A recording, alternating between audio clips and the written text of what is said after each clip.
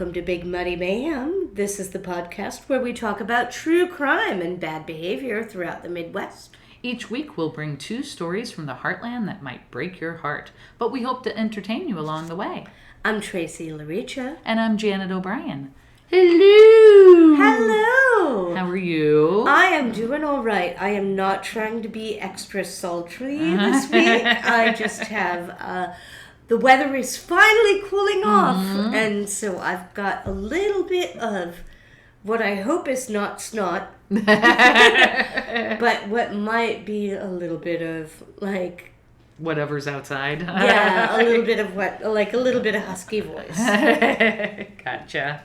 Oh, goodness. So, yeah, we went and saw a concert this weekend. We did. We went and saw a concert that was... pretty epic, honestly. We saw John Mellencamp, Willie Nelson, and Bob Dylan. Yes. Bob Dylan, that was the first time for me. First time for me. And I know that this was kind of towards probably what is the end of his career. Right. But, man... amazing. I know. Amazing. Yeah. It was the Outlaw tour, and it was the most relaxed concert I've ever been to.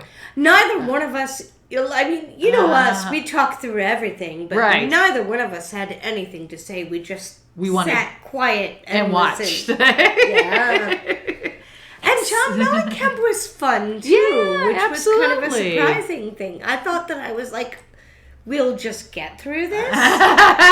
But, so good. So good. So, yeah, that was fun. So, if you happen to have the Outlaw tour coming through your city, if they're playing outside and there's cheap lawn seats, grab them. Get them. Yeah, right. Absolutely. Looking at what they did earlier in the tour, I know Alison Krauss. Oh, wow. Toured with them earlier, which, Ryder has such a crush on her. And then Nathaniel Rateliff. Oh, wow. Was one of the acts on the tour early, too. Nice. Yeah. But, man, like I said, Bob Dylan was new for me.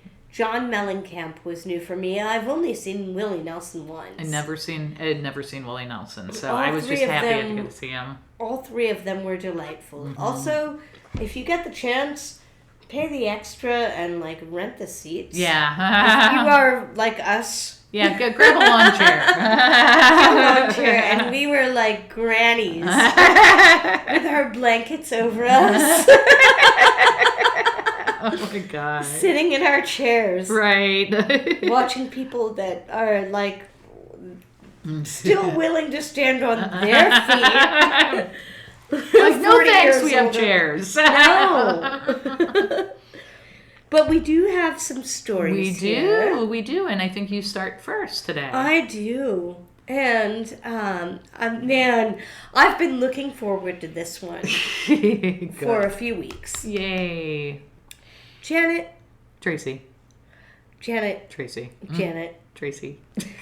Normally, I love doing this show because it enables us to be storytellers. And we get to kind of craft a narrative and, ease into it. And I love to weave a tale. And I particularly love the moment where the penny drops. Oh, yes. And you see where the story is going. Uh-huh. But we are not going to do that today. There is not going to be any kind of aha moment. We're getting into fall. The days are short. We're getting younger. We just saw a 91-year-old Willie Nelson. Yeah. Who talked about being the last leaf on the tree. The universe is constantly reminding us that time is coming for us all. Right. And so I am not doing the short drop today. Okay. Today, we're just going to jump right into the heart of the magic. Okay. And we're going to Chicago. Okay, Chicago. In the 1920s. Mm-hmm. And I won't be so rude as to do that while you're sipping your tea. But okay. Okay, you good? I'm ready. We're going to talk about the Chicago Testicle Heists. What? It's more than a pair. And now you see why I wouldn't do that to you when you have liquid in your mouth. Mostly because I don't want to wreck our microphone. So, the first reported case is Joseph Wozniak. He's a beet farmer. Okay. He wakes up kind of in the middle of the morning and says that his balls have been stolen. What? And his wife, which, man, I love this because this would totally be me. Well, maybe he sold them.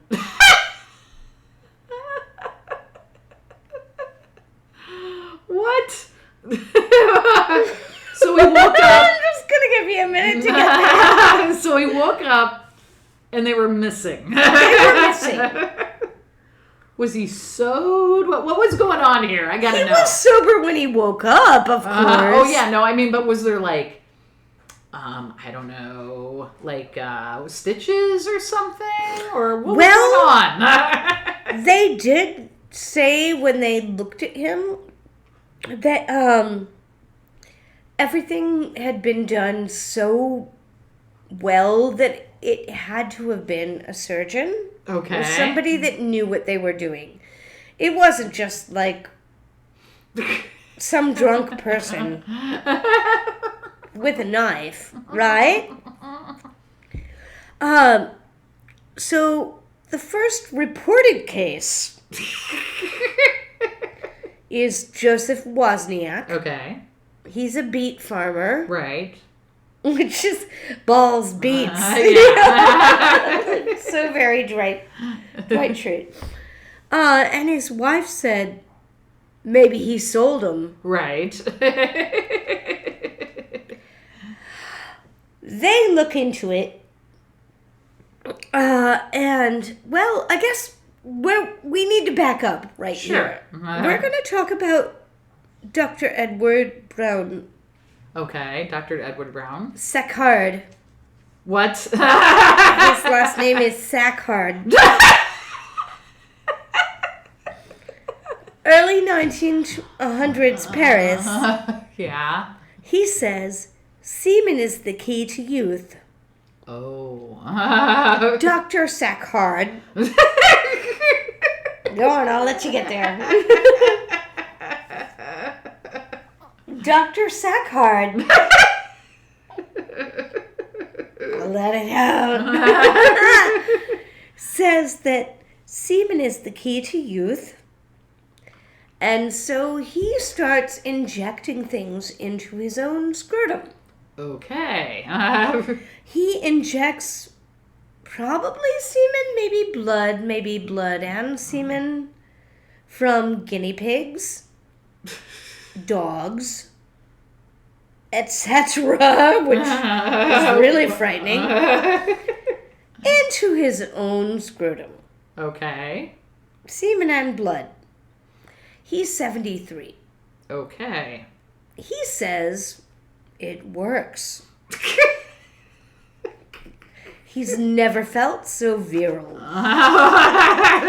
He's never been able to do, oh God, these poor women, right? And now we go from Dr. Saccard to a Russian doctor, Dr. Voronov. Okay. And he is like, all right, well, if guinea pig and dog things work, we got to up the game, apparently. we have to up the game. Oh, yes. So the next thing you do, chimpanzees.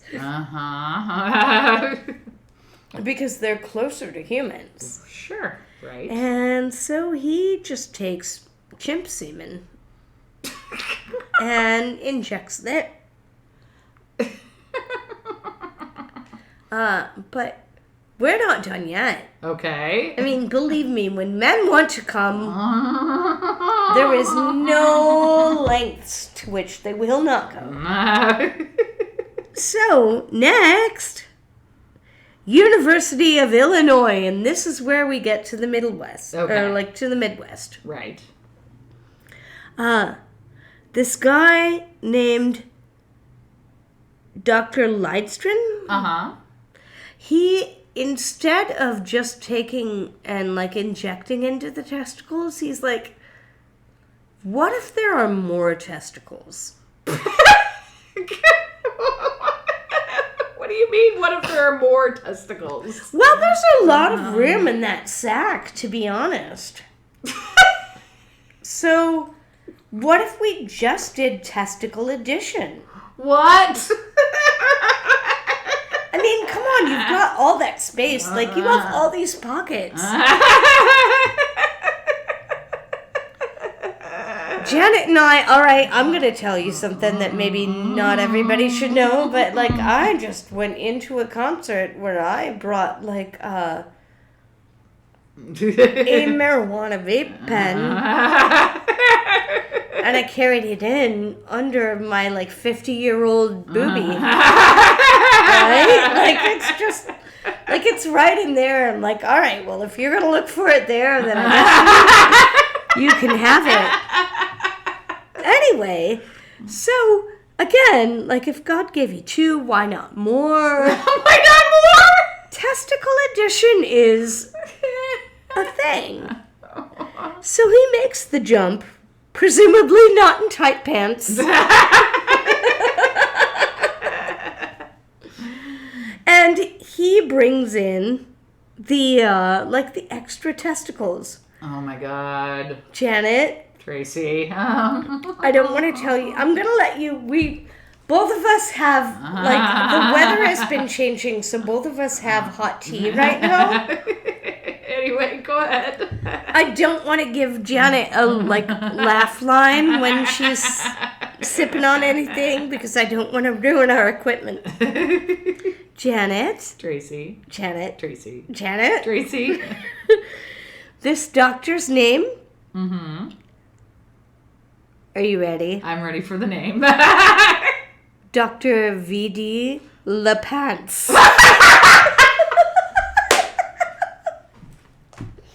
We'll just take a moment.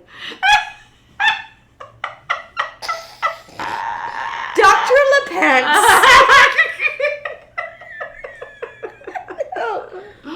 Oh my God. Tell me about Dr. LePants. V.D. LePants. V.D. LePants. Police are actively investigating. And they get a tip. Just the tip. Just the tip? That Dr. LePants is maybe doing testicular addition. Oh my God. There's an older man in town. Uh-huh. And he is marrying a young woman. Okay. And so they're like, oh, well, maybe I can, like, because that is the thing. Like, during that time in place, the French doctor is like, oh, well, if we, inject extra, if we just put extra testicles in your ball sack. That'll make everything better. Then that is the key to youth. So he's getting ready to marry a young woman, and he's paid by Dr. LePants. Mm-hmm. And he is a candy maker. Okay. Made, working in St. Louis, and he comes to Chicago? No, he's from St. Louis, but he comes to Chicago. Oh, okay. To, get new balls in. And Dr. LePants says, oh gosh, I'm paid by people. I have people 3 and 4 folks lined up at the door every day, willing to sell their ball sacks. Oh my God! A second victim, that actually kind of, and honestly, the first person comes forward because there is a second victim. Oh, okay. And once the second victim shows up, they're like, oh yeah, that also happened to me. Wow. But the second victim, that is a patient of Dr. LePence, he comes forward in 1922. This is summer. Okay. Of 1922. His name. Mm-hmm. Do you want to get it? No, I'm good. I'm good. Okay. Are you ready? I'm ready. Are you sure you're ready? I'm ready. I'm going to take a sip. I would also, like, anybody listening, like, go ahead and get a sip of your coffee right now. Okay, tell me. I'm ready. The second victim? Yes. His name is Harry Johnson.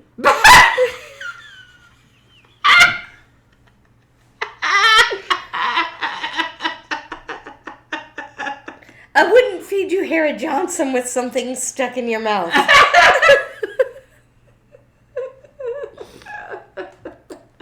Harry Johnson. Harry Johnson. I'm sorry. The second person that woke up with his ball stolen by Dr. Sicard is a man named Harry Johnson.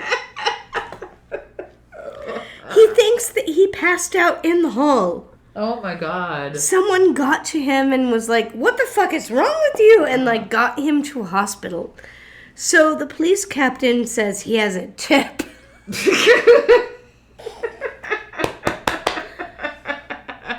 Can't say from where.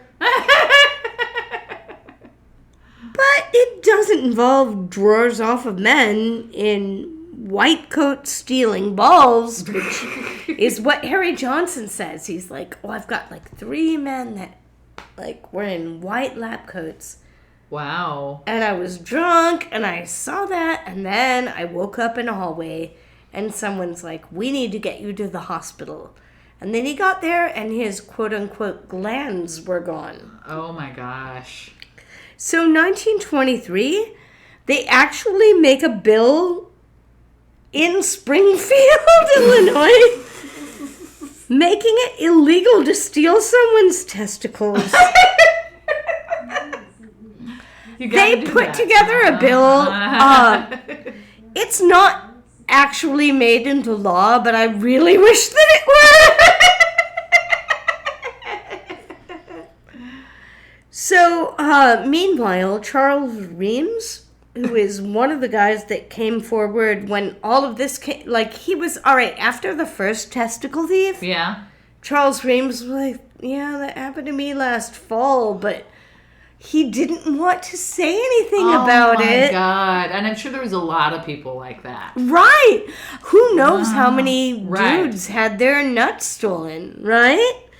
He shows up as a famous case. And he is like, all right, yeah, I had 3 guys in white lab coats. So the same story. Uh-huh. Wow. All the way through. Now, nobody knows really who did this until Charles Reams. Mm-hmm. He shows up at a very famous case that was one of our previous Big Muddy cases. Oh, really?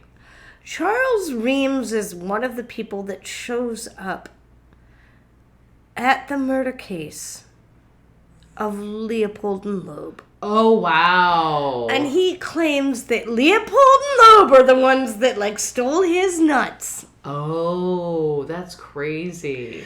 The case is thrown out, obviously. They had nothing to do with this. He's just trying to... I mean, I get it. Like, your testicles are stolen. You want justice. Right. But no, they show up, Leopold and Loeb. None of this has anything to do with him. No. It's thrown out. And then he goes out to civil court. Uh-huh. And then he's thrown out there again. Like, Leopold and Loeb. A, they weren't murderers.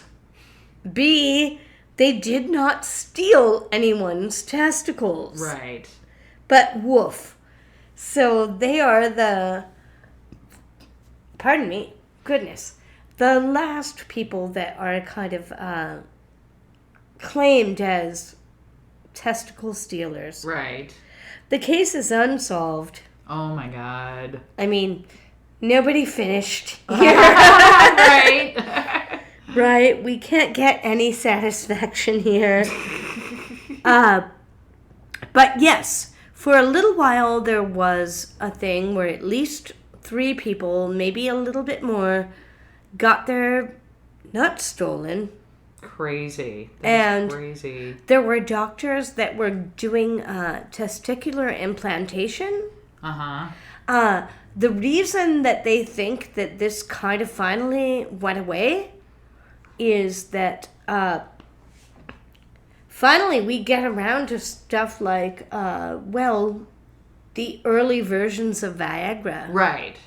And so, man, there is nothing angrier and more violent than a dude that wants to come and can't. Right. Yeah.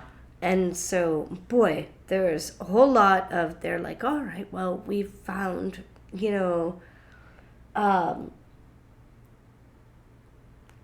ways for you to be able to... Right. kind of like penis pumps and ways for you to be able to kind of like come when you can't, and right. So you don't have to go steal people's testicles. Right, I know, exactly. And like I said, it started out with like guinea pigs and dogs and all of that stuff. And what they did was, initially, they were just like, well, what if you had 6 balls? Like, maybe then you could make it. Oh, my God. So... That is a crazy story. But Harry Johnson... and Dr. Sachs. Dr. Sackard. Those are great names. Oh, wow. Thankfully, no longer. You can still go to Chicago safely. Hello, Blue. You can still go to Chicago safely and not have your balls knocked off. Right. Good story. That's crazy. I did not know that. So, I have a story, if you're ready. You do? I am. Okay. So this one's a little bit long on the longer side. I was just like, wait, what? Wow. Oh, okay. So let me know when you're ready here. I am. Should I note my, Oh, yeah, go ahead. Yeah, I'm so sorry. All right, anyway. My sources are the Ridiculous Crime Pod, and then also medpagetoday.com and reddit.com. Okay, awesome. Okay.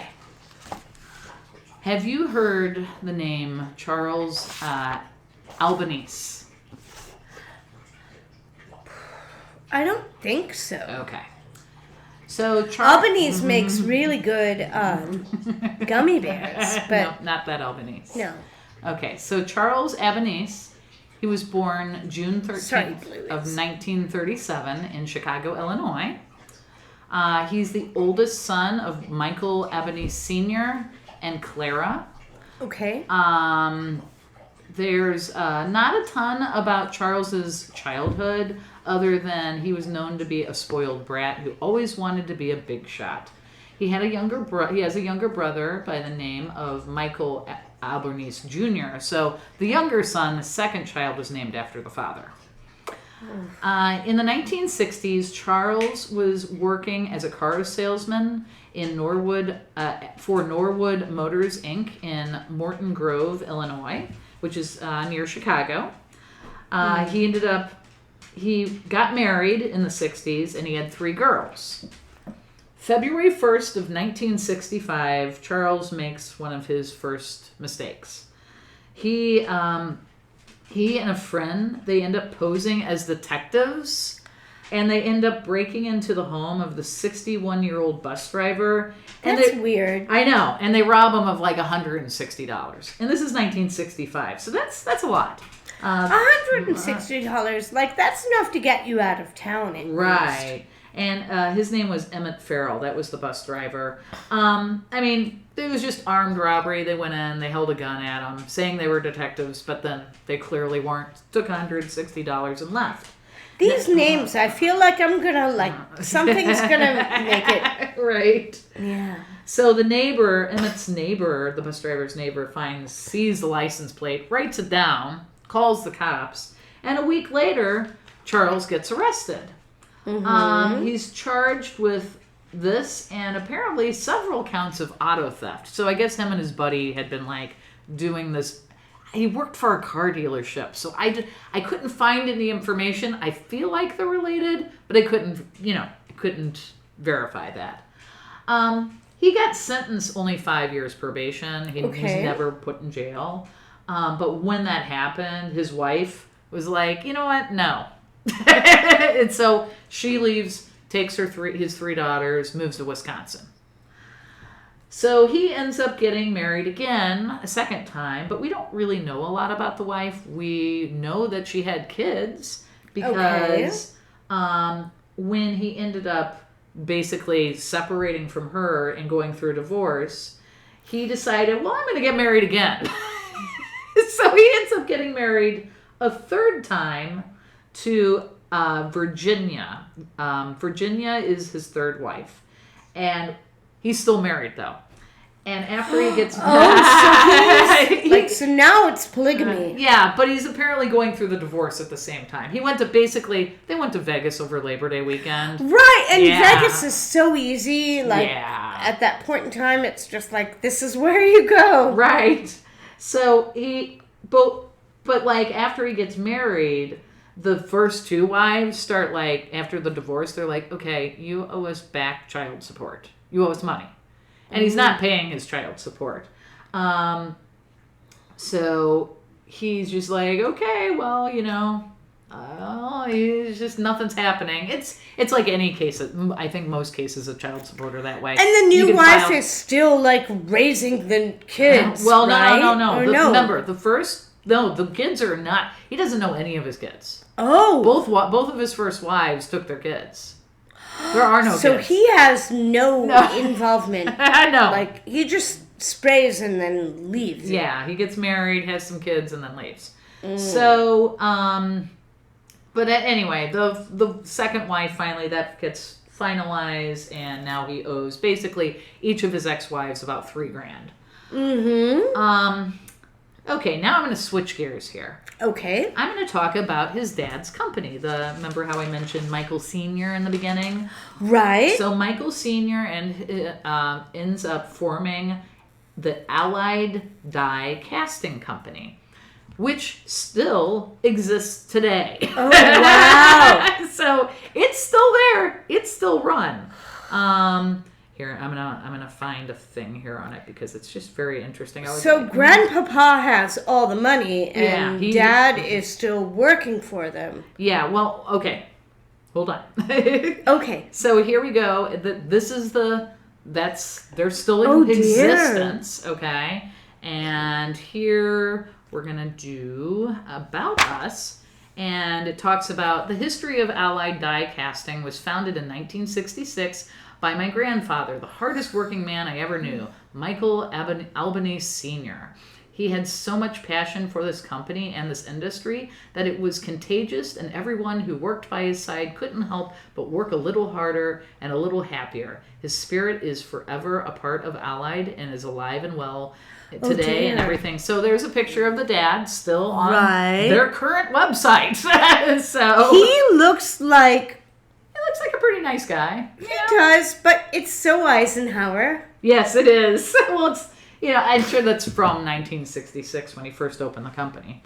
So, Charles, who, he kind of had a rough start, his son, with getting married a couple of times, getting arrested, but not really serving any time. But by 1978, Charles' world has turned around. He married Virginia down in Vegas, and he, in 1978, is now the president of his dad's company. Good for him, I guess. Now, how many kids does he have? So, we know he had 3 from the first marriage. We don't know anything about how many he had in the second marriage. So more than 3. Yeah, so he has 2 kids with Virginia, 2 girls. Oh, so more than 5. Right.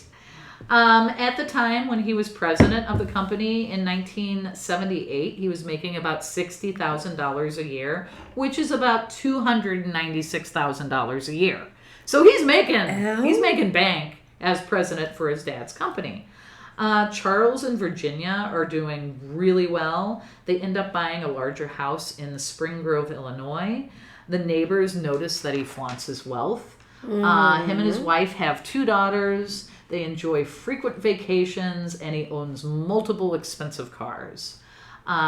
Virginia's grandmother, his wife, and so basically his children's grandmother and great-grandmother. So it's his wife's mother and grandmother. They happen to live nearby. They live in an upscale retirement community outside of Chicago in Fox Grove.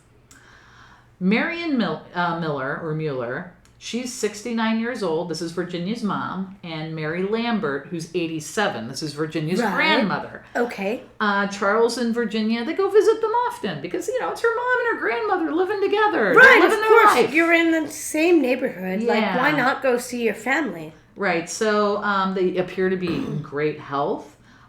Charles ends up, at some point, talking Mary Lambert, that is Virginia's mother, into leaving her estate to only Marion.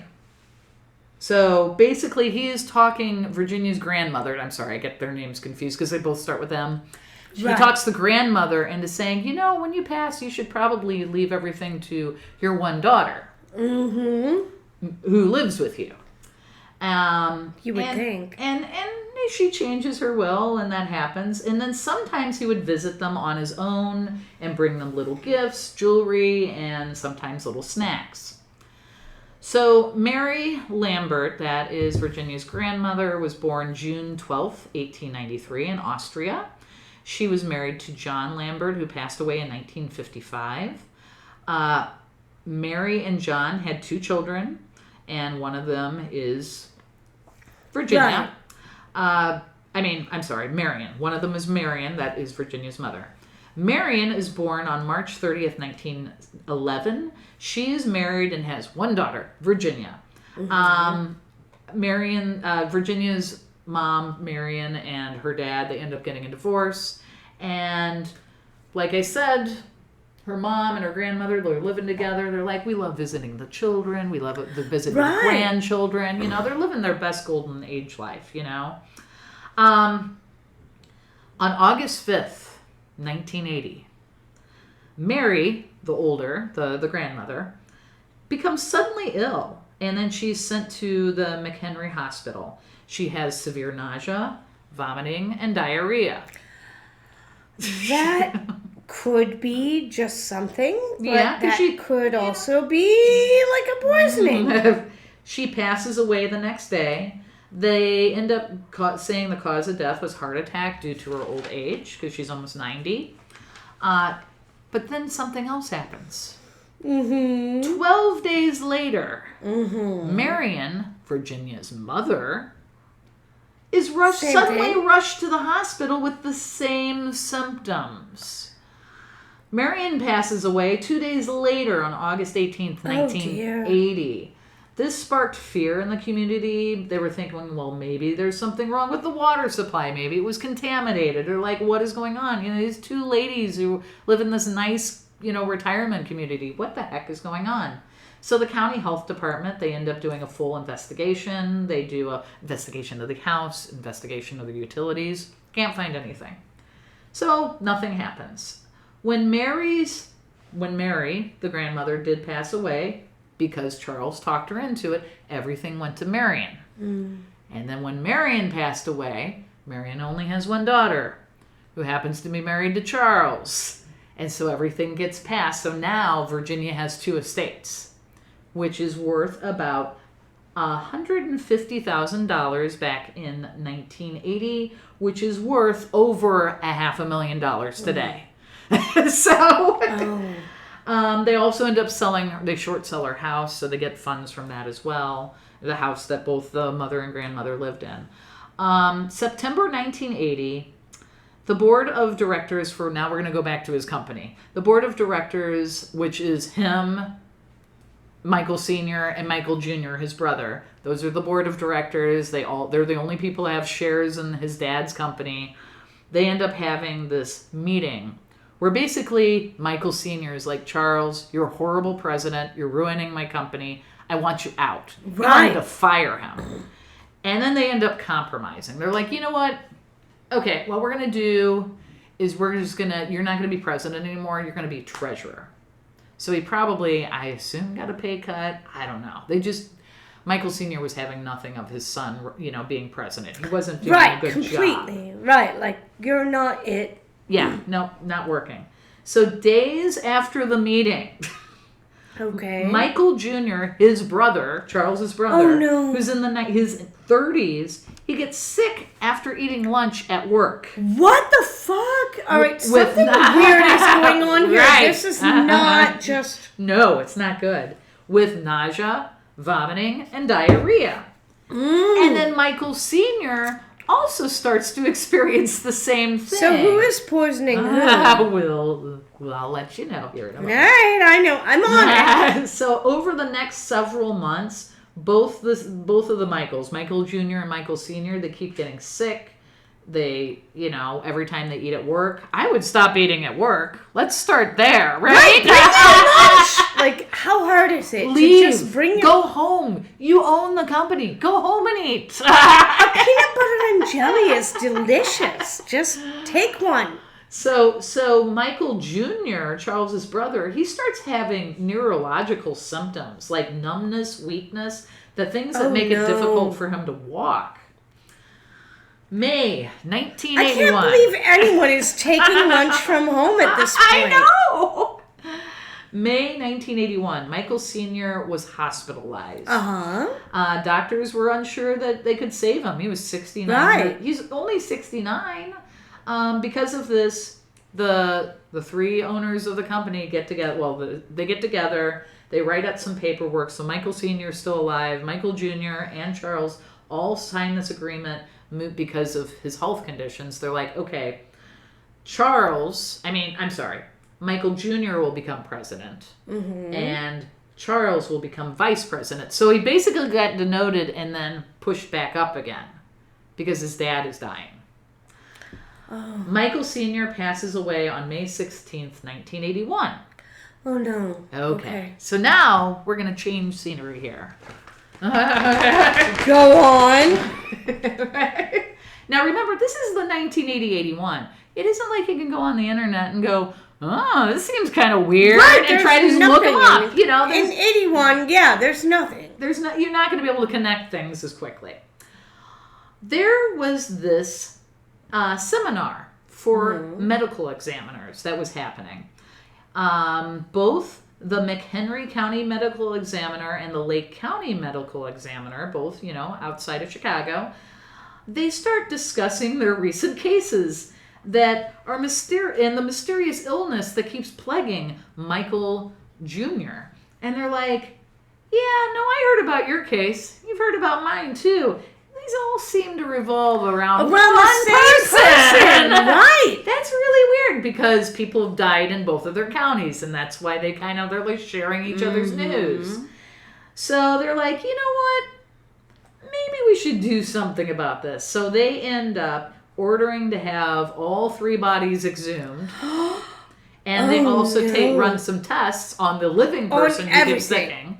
And tests come back, and sure enough, Michael Jr., who's still alive, he definitely has, presence of arsenic. Arsenic poisoning. Of arsenic. And then all three of the dead bodies? When they pull those out, they find out that Mary, the grandmother, she clearly died of one very large dose of arsenic. Michael Sr. looked like he had been poisoned over a long period of time. And same thing, they noticed it was a pretty hefty, large dose for Marion as well. Oh, wow. So the deaths on their death certificates changed to arsenic poisoning due to homicide. Okay, so now we're looking for a serial killer. Right. So they end up quietly trying to put their case together so Charles doesn't know anything. And then they noticed some other factors too. The investigation found that on August 4th, 1980, 2 days before the grandmother died, Mary, Charles had post-dated a check to one of his ex-wives to pay child support in arrears. He told her he would have money to cover the check in a few days, which was like $3,648, which is about $14,000. After Mary passed, somehow $3,600 went from her account to his. So he's paying for his kids by killing his descendants. Right. Wow. And then after Marion passed, 2 weeks later, Charles ended up paying his past due mortgage or avoiding foreclosure because he is just like overspending and not, instead. I'm like, if you have this was my thing. I'm like, okay, they said they had a bunch of expensive cars. I don't know. Why don't you sell a couple of them and not kill people? Just a thought. You would think, like, well, that was kind of what I was wondering is that. I'm like, how much does he owe and what does he have? Oh, he clearly was in the red. In the red. The people who were investigating this, they did not believe his wife, Virginia, had any involvement because she was actually the one who gave the permission to exhume her mother and her grandmother. But then the smoking gun comes. Okay. Allied die casting. Smoking gun. Allied we should make that podcast. Allied die casting sold scrap zinc to a metal plating firm in Wisconsin.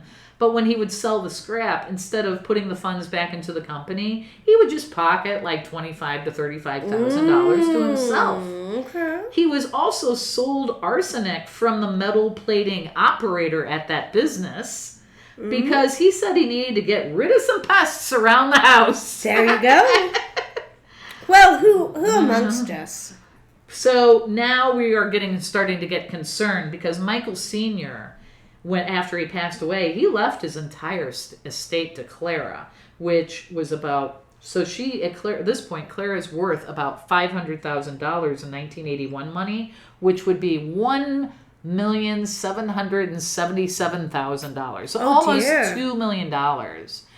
Charles was not known to get along very well with his mother. So while Charles and Virginia were planning to go on a trip to Jamaica over Thanksgiving, the police were like, yeah, I feel like Clara's the next on that list because they're like, we should probably just go fix this right now. So just hours before him and Virginia were going to get on a plane, the police come and arrest him. They're like, nope. So November 18th, 1981, he's arrested and he's charged with the murder of Marion Mueller in McHenry County, and he's also charged in Lake County for the murders of Marion Lambert and Michael Sr. and attempted murder of Poor Michael Clara, Jr. because she like fucking packed everything and made all of the arrangements. Oh, you mean Virginia? Yeah. Right. It's just crazy. So he has 2 separate trials. He receives the death penalty on both. Oh, no. He ends up appealing. He should. From 82 to 1995. On September 20th, 1995 at 12:20 a.m., he is executed by lethal injection. Oh, wow. His last meal was prime rib, baked potato, garlic bread, coffee, Coca-Cola, and pistachio ice cream. That's not so bad. No. He gave no final statement, and he always claimed he was innocent. He always claimed that Michael Jr. was the one who did it, but that didn't make any sense since Michael Jr. has permanent neurological problems from eating arsenic for too many days, and Right. So, yeah, he basically killed, part of his family, his wife's family, and then his family, to just get more money. That's all he did. I am very glad that he ended up seeing justice. Yes. That being said, as far as last meals go, yeah, that was a pretty good solid, meal. right? Yeah, exactly. I would go for it. So, isn't that crazy though? And it was only like a year and a half span. And he just what broke in his brain? Like he just, I'm really broke. Who do I kill to get some money? Right, I'm just gonna take some more. So crazy. So I'm like, downgrade your house, sell some cars, do anything. Right. Don't kill your family. Oh my gosh. So that's my story. That is an amazing story. Yeah, but they caught him and they made sure that they're like, okay. We both ended up with like places where like, all right. Right. Well, actually, though, there are no. Chicago. We got Chicago. I was going to say, we both ended up with Chicago.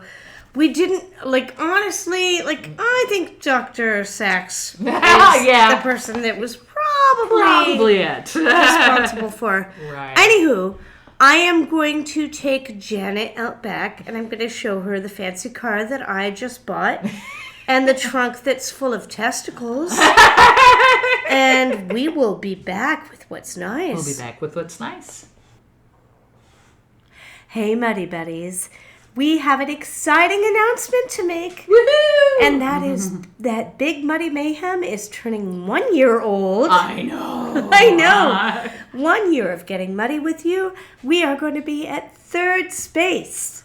October 9th. October 9th. And that is at Third Space, which is here in St. Louis. So if you are local, please come and hang out and see the podcast live for the very first time. Even Blue is excited. Come see us live. You'll get to see our friends' space, Third Space. I was going to say, and exactly, even if you don't come for the show, if you are here in St. Louis, Third Space is amazing.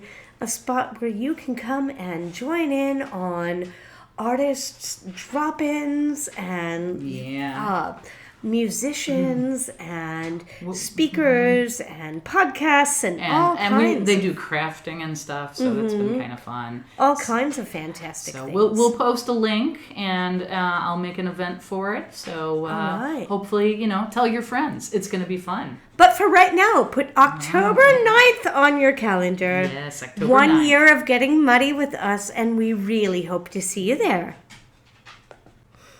Welcome back. Welcome back for What's Nice. Yes. And so I go first here. Yes, you do. And, all right, Janet, I know that we have been to Chicago together. Yes, we have. And there is so much nice, in Chicago. But I am specifically today going to talk about the International Museum of Surgical Science. Ooh. And so that is in the Gold Coast neighborhood of Chicago, Illinois. Okay. And it has been built by Dr. Max Thorek in 1954. Nice. And so it is basically a museum that just talks about all of the different kinds of advances in surgery that we have seen. Oh, wow. Okay. They do not talk specifically about the testicle heists of the 20s because they were built in the 1950s. But the library does have more than 5,000 medical specimens. Oh, yeah. So the jars of things. There's a whole lot to see. Oh, my gosh. And it looks as though they are open. Hang on 1 second. I'll tell you their dates and times. They have traveling exhibitions, everything about space travel, and then also like medical science, and it was also voted as the best museum in Chicago to visit. Oh, neat. So it's been there since the 1950s. Wow. Which means that it predates the Testicle Heist. But you know me, you know I love a museum. Yes. You know that the number one thing that I love about a museum... The gift shop. Oh my God. Gift shop. I have to go to the gift shop. I mean, I'm the same way. My mom is the same way. It's just, totally. You can't not go to the gift shop. All right. Yeah, exactly. So if you're there, and I went and looked on the website today when we were getting ready. They have a bunch of they have little plush things that represent like chlamydia. Oh, wow. And they have all of the STD plushes, but they do have testicles plush. Oh my God! While you can't buy balls there like you could in the 1920s, they have the testicles plush that you can buy for the low, low price of $15. And I did note that they have 2 in stock.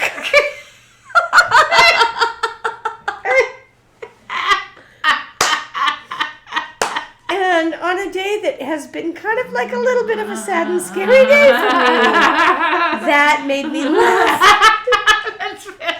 So, and this podcast does make me laugh. I mean, we're around like close to 1 year. I know. And man, we love you, Muddy Buddies. We do. We really love being here. And so 2 testicles left in stock. Somebody go get them. And that's my What's Nice. That's and fabulous. I'm going to turn it over to Janet for your What's Nice. Oh, okay. So my What's Nice, I went to Spring Grove, Illinois, where they, Charles and Virginia, had their big gigantic house. Okay. And they have, in lovely Spring Grove, Illinois, we have the Richardson Adventure Farm. I'm going to show you some pics.